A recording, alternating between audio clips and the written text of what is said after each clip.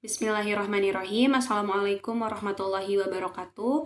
Perkenalkan, nama saya Syifa Nur Fadila, mahasiswa Prodi S1 Farmasi, Stikes Bakti Tunasusada Tasikmalaya, dengan NIM 311181112, yang mana di sini saya akan menjelaskan mengenai analisis bahan pengawet pada mata kuliah Analisis Kimia Bahan Makanan dengan dosen pengampu Bapak Dr. Ruswanto MSI.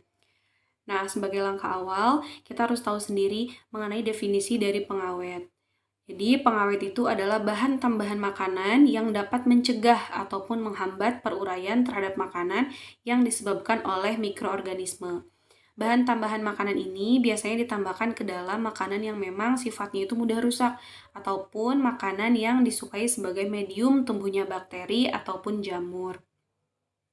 Nah, kemudian tujuan penggunaan bahan pengawet yang pertama ini adalah untuk menghambat pertumbuhan mikroba pembusuk.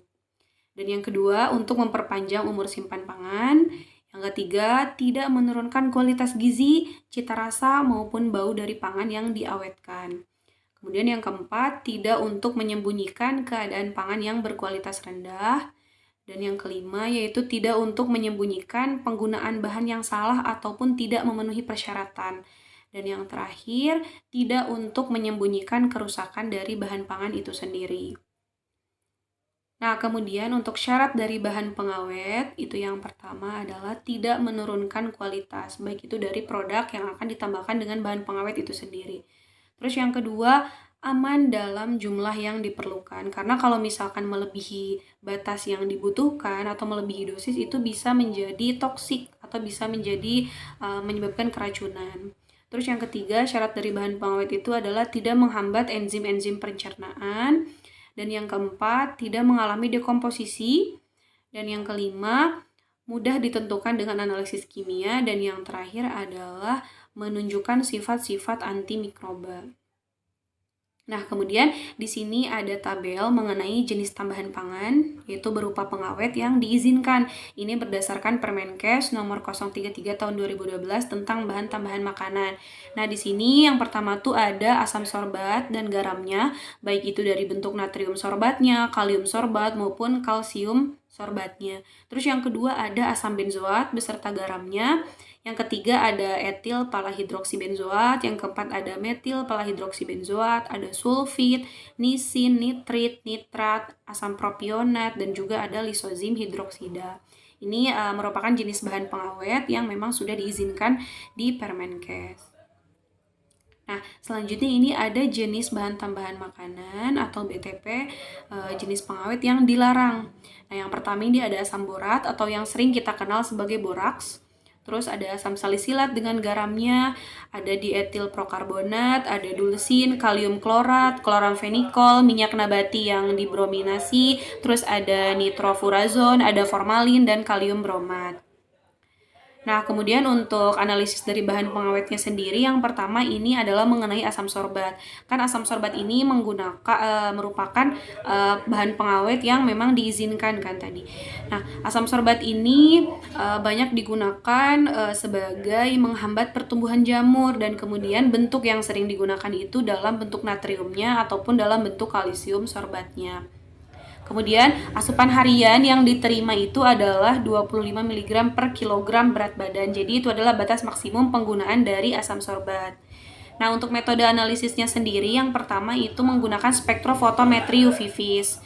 Karena asam sorbat ini memiliki gugus kromofor pada alfa Diena dan memiliki panjang gelombang 250 nanometer. Kemudian untuk metode analisis yang kedua yaitu menggunakan kromatografi cair kinerja tinggi atau KCKT, atau mungkin teman-teman tahu juga metode HPLC ya. Itu sama saja. Nah, pada metode ini biasanya menggunakan detektor UV vis dan diatur pada panjang gelombang 254 nanometer.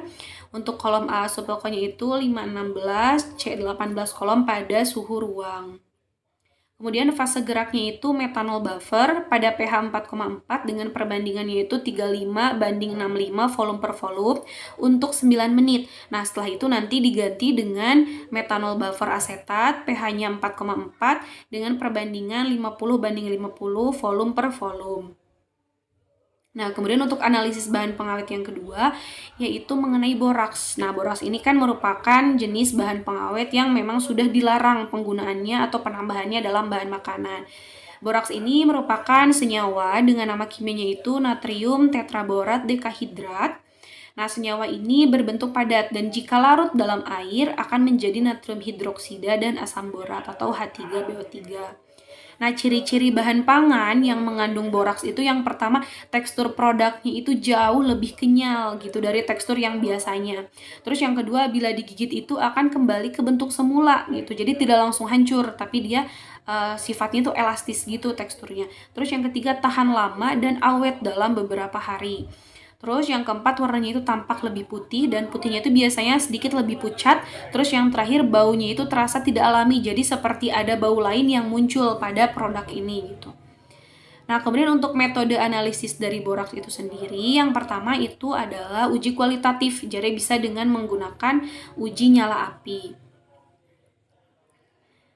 Nah, jadi nanti sampel akan dipijarkan pada suhu 600 derajat Celcius selama 2 jam. Kemudian akan ditambahkan 5 mili metanol dan 1 mili asam sulfat fekat. Nah, lalu nanti sampel itu akan dibakar di tempat yang gelap dan nanti akan diperhatikan dari nyala apinya gitu. Kalau misalkan nyala apinya berwarna hijau, maka sampel ini positif mengandung boraks. Nah, kemudian untuk uji yang kedua yaitu uji secara kuantitatif, yaitu dengan menggunakan metode volumetri. Nah, untuk cara-caranya yaitu sampel nanti ditimbang, kemudian dihaluskan dan ditambahkan aquabide sampai homogen. Kemudian nanti disaring dan nanti kan akan dihasilkan filtrat. Nah, kemudian filtratnya itu ditampung sebagian. Nah, itu akan digunakan sebagai larutan sampel. Masukkan 25 ml larutan sampel ke dalam labu Erlenmeyer, kemudian nanti ditambahkan 3 tetes HCl pekat dan 0,2 gram manitol dan juga 2 tetes indikator fenolfatein. Kemudian nanti akan dititrasi dengan larutan NaOH 0,1 molaritas. Nanti akan diamati berapa volume NaOH yang diperlukan untuk titrasi sampai larutannya itu berwarna merah atau mengalami perubahan. Nah, kemudian nanti dilakukan titrasi terhadap belangkon. Tadi kan kita belangkonnya menggunakan Aquades tadi kan yang 25 mili. Nah, nanti bisa diulangi, kemudian nanti tinggal dihitung kadarnya. Mungkin itulah yang dapat saya jelaskan sedikit mengenai analisis bahan pengawet. Kurang dan lebihnya mohon maaf. Mohon maaf bila ada kesalahan. Terima kasih atas perhatiannya. Mudah-mudahan ilmunya bisa bermanfaat. Terima kasih. Wassalamualaikum warahmatullahi wabarakatuh.